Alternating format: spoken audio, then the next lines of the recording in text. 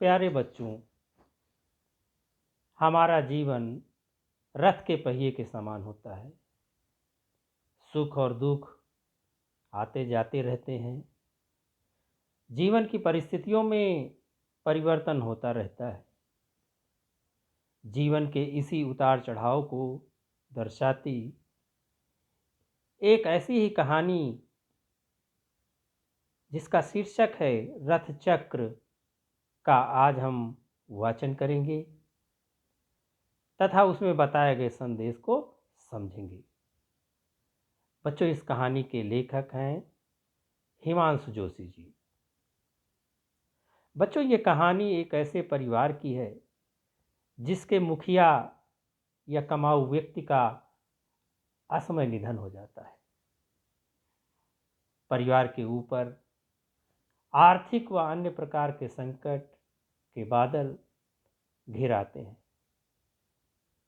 दो अनाथ बच्चे अपनी मेहनत व लगन से इस संकट से उबरते हैं कि तभी बड़ा भाई, जो कि फौज में था, मोर्चे पर वीर गति को प्राप्त होता है। परिवार पर एक बार फिर दुख का पहाड़ टूट पड़ता है। लेकिन छोटा भाई अपनी सूझबूझ व समझदारी से परिवार में नई आशा व उल्लास का संचार करता है। तो बच्चों, आइए इस कहानी को हम ध्यान से सुनते हैं और इसमें बताए गए संदेश को समझते हैं। आइए पाठ करते हैं। पीली पीली धूप निखरने लगी है। चीड़ के लंबे लंबे पेड़ और भी ऊंचे लग रहे हैं।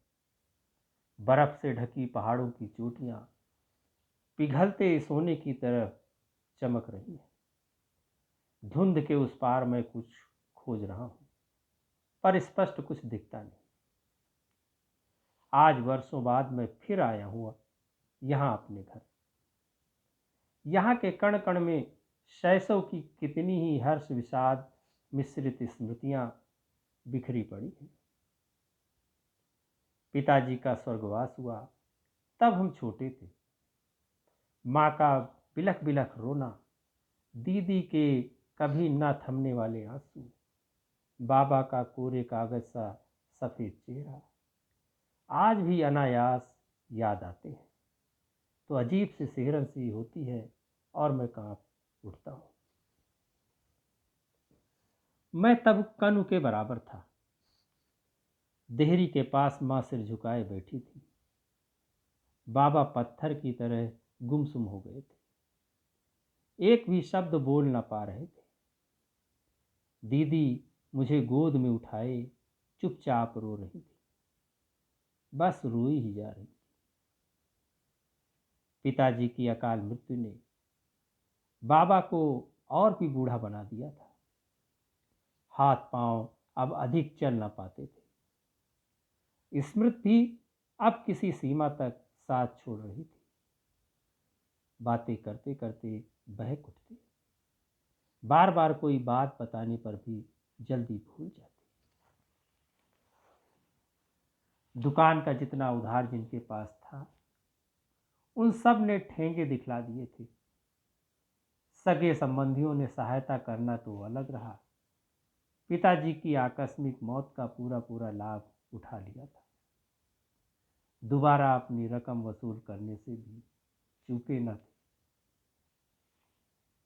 किसी पड़ोसी दुकानदार ने ग्राहक तोड़ लिए थे।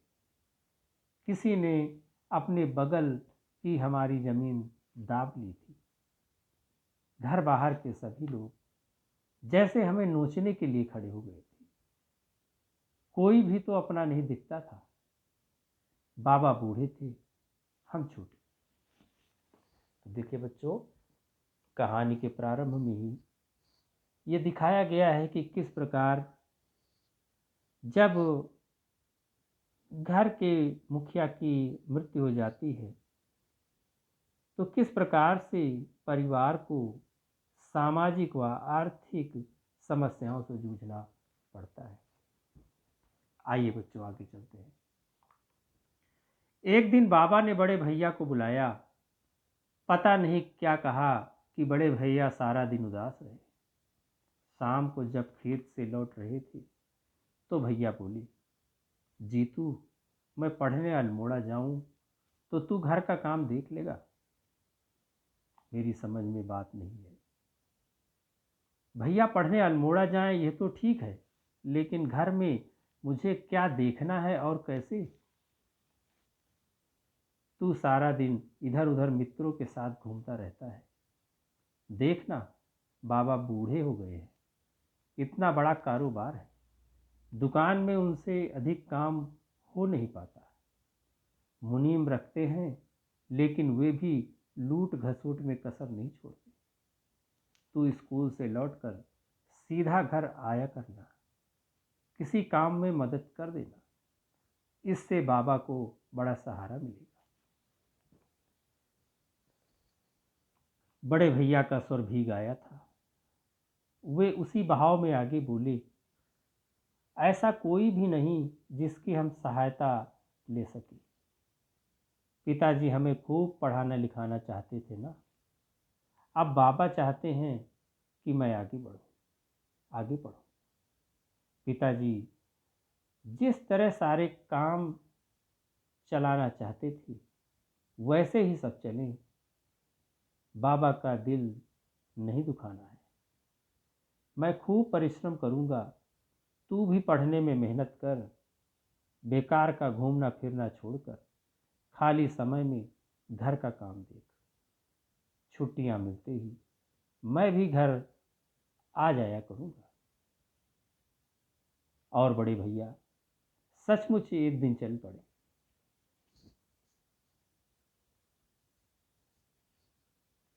घोड़े पर उनका सामान लादा गया। पुल पार तक बाबा लाठी टेकते टेकते उन्हें पहुंचाने गए। बड़े भैया से पता नहीं क्या क्या बातें करते रहे। बड़े भैया उम्र में मुझसे केवल 3 साल बड़े थे, लेकिन लगता था कि पिताजी की अकाल मृत्यु ने उन्हें बहुत कुछ सिखला दिया था। फिर काम में डूब गए थे बाबा, ना दिन देखते ना रात। कहीं कुछ भी कमी ना आने दी उन्होंने। जिस तरह मेहमान पहले आते थे उसी तरह फिर आने लगे। बहू बेटियां जो भी घर आती बाबा उसी तरह लुटाते जिस तरह पिताजी लुटाया करते थे।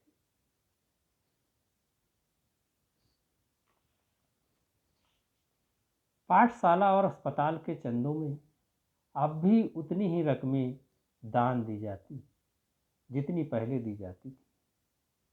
लगभग साल भर बाद बड़े भैया का परीक्षा परिणाम आया तो बाबा की बूढ़ी आंखों में प्रसन्नता के आंसू छलक आए।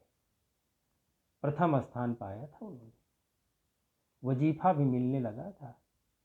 बाबा सबसे अपने पोते का बखान करते, बहुत परिश्रमी है, बिल्कुल अपने पिता की तरह। तो देखिए बच्चों, बड़े भाई ने बहुत मेहनत किया और उसका परीक्षा परिणाम बहुत अच्छा आया।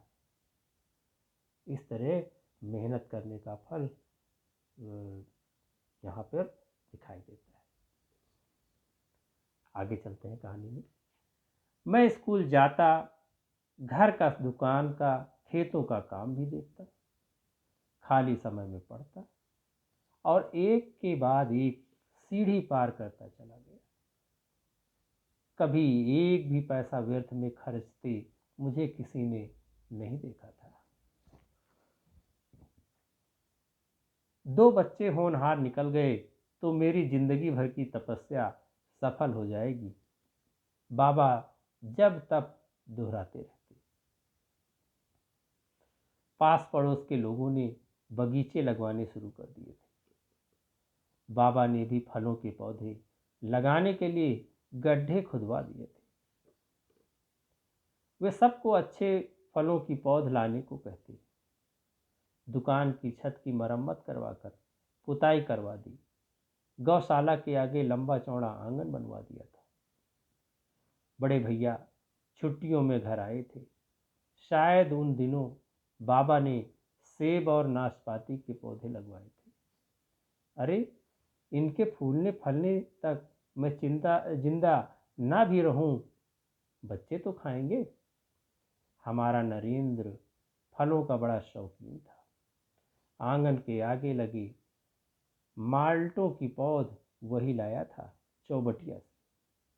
अब फलने लगे हैं। इस बार खूब फल आएंगे इन वृक्षों पर। बड़े भैया फौज में चले गए।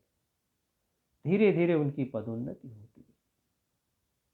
मैंने दिल्ली में नौकरी कर ली। इस बीच बाबा चल बसे।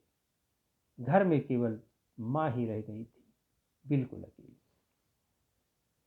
तो बच्चों देखिए, उन अनाथ बच्चों ने कैसे मेहनत किया, और बड़ा भाई फौज में चला गया और छोटे भाई को दिल्ली में नौकरी मिल गई। अब आगे चलते हैं बच्चों। पिछली बार घर आया तो बाबा की धूल और धुएं से ढकी फोटो साफ करके मैंने देवताओं के पास रख दी। तुम अकेली क्यों रहती हो माँ? मैंने पूछा। तो माँ बोली, तो कहाँ जाऊं? तपन का कोई भरोसा नहीं, आज यहाँ तो कल वहाँ। तू शादी करता नहीं। मुझे तो ये ठंडे पहाड़ ही अच्छे लगते हैं रे। जिंदगी के कुछ दिन और रह गए हैं, वे भी यहीं बीत जाएं, बस इतनी ही इच्छा है। माँ, तुम अपनी पसंद की बहू ढूंढ लो जो तुम्हारी खूब सेवा कर सके। अगली बार घर आऊँगा तो तुम्हें निराश नहीं करूँगा। भैया को भी तब छुट्टी मिल जाएगी। कुछ दिन पूरा परिवार एक साथ रह पाएगा। बड़े भैया ने फौज में ही काम कर रहे अपने किसी बड़े अफसर की लड़की से शादी कर ली थी। भाभी केरल की थी। पहाड़ों की जिंदगी क्या होती है उन्हें पता न था। एक बार अम्मा उनके साथ कुछ महीने बिताने के लिए गईं, लेकिन थोड़े ही दिनों में लौट आईं। वहाँ की जिंदगी उन्हें रास ना आ पाई। मेरे दिल्ली लौटने के कुछ महीने बाद माँ का लिखवाया पत्र मिला था। तेरे लिए चांद सी बहू ढूंढ ली है। तपन को लिख दिया है, वह भी आएगा। चैत्र में शादी होगी। चैत्र से पहले ही देश की स्थिति बिगड़ने लगी। पाकिस्तान से युद्ध शुरू हो गया था। भैया उन दिनों बांग्लादेश के मोर्चे पर थे, जैसूर की तरफ कहीं। युद्ध पर जाने से पहले भैया मिलने आए थे। एक दिन मेरे साथ रहे। सारी रात वे सो न पाए। घर की बाहर की पता नहीं कहाँ कहाँ की बातें करते रहे। मेरे लिए कुछ कपड़े खरीद ले। अपने हाथ की बहुमूल्य घड़ी उतार कर मुझे दे गए। भाभी और बच्चों से जानबूझकर नहीं मिले। बोले, इससे दिल कमजोर हो जाता है। जो होगा सो देखा जाएगा। रेलवे स्टेशन तक मैं छोड़ने गया तो भैया देर तक मेरा हाथ थामे रहे। जीतू, तू बहुत कमजोर है, अपनी सेहत का ध्यान रखा कर। लौटने पर अब की बार खूब लंबी छुट्टी लेंगे। 1-2 महीने आराम से घर पर बिताएंगे। बंगला नुमा नया मकान बनवाएंगे। जब ट्रेन चलने लगी तो मैंने देखा भैया के चेहरे पर एक अजीब सा भाव था। घमासान युद्ध की खबरें आती रहीं। भारतीय सेनाएं मुक्ति वाहिनी के समान निरंतर आगे बढ़ रही थी, पर मेरी आंखों की नींद न जाने कहाँ खो गई थी। तभी एक रात तार मिला। लिखा था, मेजर तपन कुमार ढाका के पास ही किसी मोर्चे पर शत्रु से लड़ते हुए वीर गति को प्राप्त हुए। देखिए बच्चों, बड़े भाई जो कि फौज में थे, युद्ध मैदान में शत्रु से संघर्ष करते हुए आखिर में वो वीर गति को प्राप्त हुई, अर्थात शहीद हो गए। आगे चलते हैं।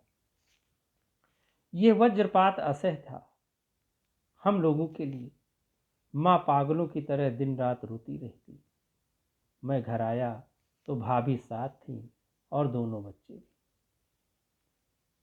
तपसी ने तो अब आने को लिखा था, चैत्र में लगन तय की थी। माँ सुबक सुबक कर रोने लगी थी।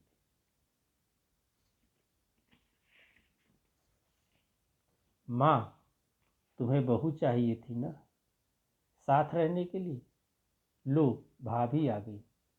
ये छोटे छोटे बच्चे हैं, इनकी परवरिश करनी है। भैया चल बसे तो क्या हुआ, हम तो हैं। माँ चुप हो गई। अपनी होने वाली चांद सी बहू का जिक्र उन्होंने फिर कभी नहीं किया। धूप में चमकता हरा भरा बगीचा मेरे सामने है। वे पेड़ अब बहुत बड़े हो गए हैं जिन्हें बाबा ने लगवाया था। 3-4 साल पहले बड़े भैया छुट्टियों में घर आए थे। कुछ पेड़ वे लगा गए थे जो अब मेरे बराबर ऊंचे हो गए हैं। दूर कुछ गड्ढे और चमक रहे हैं जिन्हें अम्मा ने इन जाड़ों में खुदवाया था, जिन पर अब पौधे मुझे रोपने हैं। तो बच्चों, इस प्रकार इस कहानी के माध्यम से हमने जाना कि परिस्थितियों में पल प्रतिपल परिवर्तन होता रहता है और हमें इस परिवर्तन को सहज भाव से स्वीकार करना होता है।